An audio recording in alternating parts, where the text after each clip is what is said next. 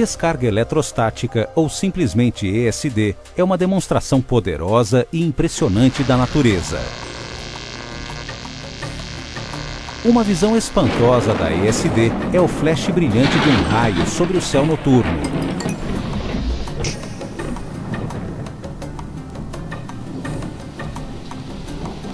Em uma escala menor, pode ser apenas um incômodo, como um cabelo frisado em um dia de vento seco ou um pequeno choque ao segurar a maçaneta da porta. Bom, e o que causa a descarga eletrostática? Normalmente existe um caminho disponível para que as partículas carregadas sejam movidas com facilidade e segurança para o solo.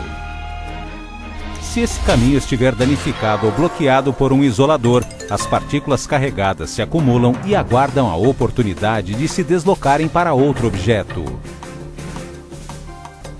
Quando tais objetos estão muito próximos ou quando existem suficientes partículas acumuladas para superar a distância, elas se deslocam e causam uma fagulha. Geralmente essas fagulhas ocorrem em uma escala tão pequena que nem sequer chegamos a vê-las ou a senti-las. No entanto, apesar de não sermos capazes de percebê-las, muitos dispositivos eletrônicos são tão sensíveis que podem ser danificados ou totalmente destruídos por elas. No caso de uma ocorrência de ESD como essa, em que as partículas acumuladas passam de um objeto a outro, elas podem interromper um sinal ou causar um curto-circuito, o que resultaria na falha da peça. Mesmo que a peça não apresente imediatamente a falha, essas descargas poderão causar danos parciais ou latentes que encurtarão a vida útil do produto, mesmo com o uso normal do mesmo. O uso de uma barreira de ESD para interceptar as cargas e fornecer um caminho para a segurança permite defender os dispositivos eletrônicos delicados contra danos eletrostáticos. No entanto, se ocorrerem ataques com descargas mais poderosas, esse único ponto de defesa será derrubado. Nesses casos, é necessário adotar uma defesa mais robusta e completa. Um plano contra ESD abrangente e bem integrado limitará os danos e reduzirá as falhas e devoluções de produtos. Na verdade, os danos decorrentes de ESD são hoje um dos problemas mais sérios da indústria de eletrônicos. Somente nos Estados Unidos, tais problemas causaram prejuízos de centenas de milhões de dólares ao ano. É o efeito cumulativo dos danos de ESDs que aumenta ao longo do tempo. Por exemplo, um fabricante de placas-mãe pode enviar 1000 placas por semana com uma taxa de precipitação radioativa de 1%, metade da qual é causada por danos de ESD. Isso significa 5 placas falhando por semana em função da ESD. Se as placas custam uma média de $120, isso gera uma perda de $600 semanais, ou $31.200 por ano. A devolução de produtos que apresentam falhas de ESD latentes custam ainda mais caro. O fabricante gasta mais dinheiro em suporte ao cliente, custos de entrega e testes de depuração na fábrica. O impacto financeiro e os danos à reputação da empresa podem ser evitados enormemente por meio de práticas bem implementadas e de baixo custo. Para minimizar as chances de danos de ESDs, existem 3 áreas de foco principais: equipamento pessoal, ambiente de trabalho e área de trabalho individual. O custo de fornecer a um trabalhador um equipamento apropriado de segurança contra ESD pode ser menor do que o de uma única placa-mãe atingida por uma ESD errante. Por isso, pode ser de bom senso econômico assegurar que cada trabalhador tenha e use estas poucas ferramentas essenciais. Primeiro, antes de entrar em qualquer área de ESD, eles devem usar calcanheiras contra ESD em cada sapato. Uma vez fixadas as calcanheiras, o fio condutor deve ser colocado dentro da meia para que fique bem junto à pele. Colocá-lo entre a meia e o sapato não fornecerá o aterramento necessário, por isso, certifique-se de que o fio esteja em contato com a pele. Como alternativa às calcanheiras, pode-se usar sapatos para ESD. Esses sapatos terão os recursos condutores necessários nas áreas sensíveis a ESD e podem ter outros recursos industriais, como biqueiras de aço para trabalhar perto de equipamentos pesados. Deve-se usar uma pulseira de aterramento durante o manuseio de produtos eletrônicos. Essa pulseira consiste em uma faixa elástica que deve estar totalmente em contato com a pele, não à vista por cima da roupa. Um fio em espiral é anexado à pulseira e aterrado no local de trabalho por meio de um clipe ou de uma tomada banana. Por fim, o trabalhador deve usar um jaleco especial quando estiver em um espaço de trabalho sensível a ESD. Para ser eficaz, este deve ser abotoado ou bem fechado. Depois de vestir as calcanheiras ou sapatos, a pulseira e o jaleco, toda pessoa que entrar na área sensível a ESD deve checar seu equipamento em uma estação de teste. Se o teste falhar, será necessário verificar se a pulseira ou os sapatos estão em bom estado e vestidos de maneira adequada e corrigir o problema antes de prosseguir. Em geral, esses itens são conferidos na mesma estação de teste. As instruções de uso devem estar visíveis e deve-se criar um registro à medida que cada pessoa entrar em uma área de ESD.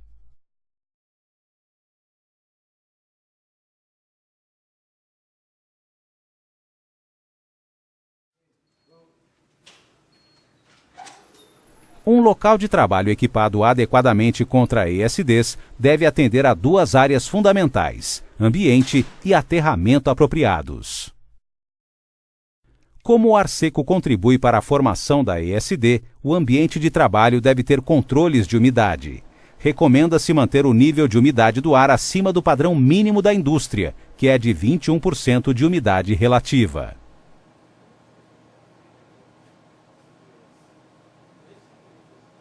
O revestimento do piso deve consistir em placas dissipadoras de calor instaladas com um epóxi condutor. Elas são encontradas tanto em placas de carpete ou vinil e fornecem uma grande superfície condutora. Toda a superfície do piso é então aterrada na estrutura do prédio ou em um terminal de aterramento. Com o medidor Megger é possível medir a propriedade condutora do piso. Posicionando as sondas de acordo com as especificações, uma pequena carga é enviada através do piso. O medidor pode então determinar se o piso passou no teste.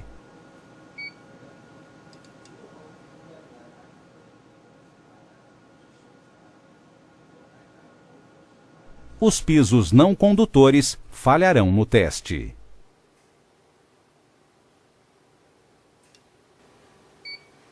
Qualquer pessoa que caminhe sobre um piso dissipador de estática deve estar protegida por calcanheiras ou sapatos para ESD. Um carrinho com rodas de plástico empurrado sobre o piso pode gerar uma carga estática.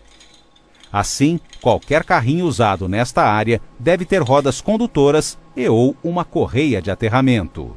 Todas as bancadas de trabalho devem ser acompanhadas de uma cadeira ou manta com dissipador de estática, além de um local para prender a pulseira antiestática. Todos esses três itens devem estar conectados entre si e aterrados apropriadamente. As áreas de trabalho individuais devem estar livres de entulhos e itens que possam gerar cargas. Use um medidor de campo para testar os itens que possam prejudicar os materiais sensíveis a ESD. É recomendável remover todos os itens que não tiverem proteção contra ESD. Cada bancada deve ter uma cadeira protegida contra ESD. Essas cadeiras contêm materiais dissipadores de estática no assento e no encosto. A cadeira é aterrada ao piso por meio de rodinhas feitas de materiais condutores ou por meio de uma correia de aterramento. Quando a pessoa senta em uma dessas cadeiras, o aterramento ocorre de seus jalecos para a cadeira e desta para o piso. Antes de manusear qualquer material, deve-se plugar a pulseira antiestática no receptáculo de aterramento da bancada de trabalho. Uma estação de trabalho utilizada de maneira apropriada proporciona vários caminhos para aterramento, obtendo o máximo de proteção contra danos por cargas estáticas. Com o equipamento de aterramento apropriado, o trabalhador opera e trabalha com segurança com materiais sensíveis a ESD. Mas como as cargas estáticas podem pular distâncias curtas, deve-se manter outras pessoas afastadas do local de trabalho, especialmente se estas não estiverem equipadas de maneira apropriada. Após trabalhar com qualquer item sensível a ESD ou prepará-lo para transporte, assegure-se que ele seja armazenado em recipientes antiestáticos. O material da embalagem deve envolver totalmente o item. Essas medidas preventivas levam pouco tempo para programar, não atrapalham o trabalho e compensarão rapidamente o investimento com o aumento dos lucros.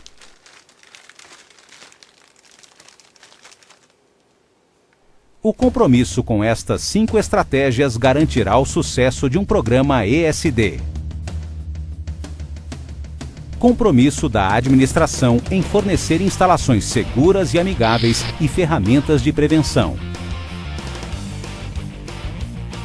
Um plano de implementação eficaz que reflita requisitos mensuráveis e realistas.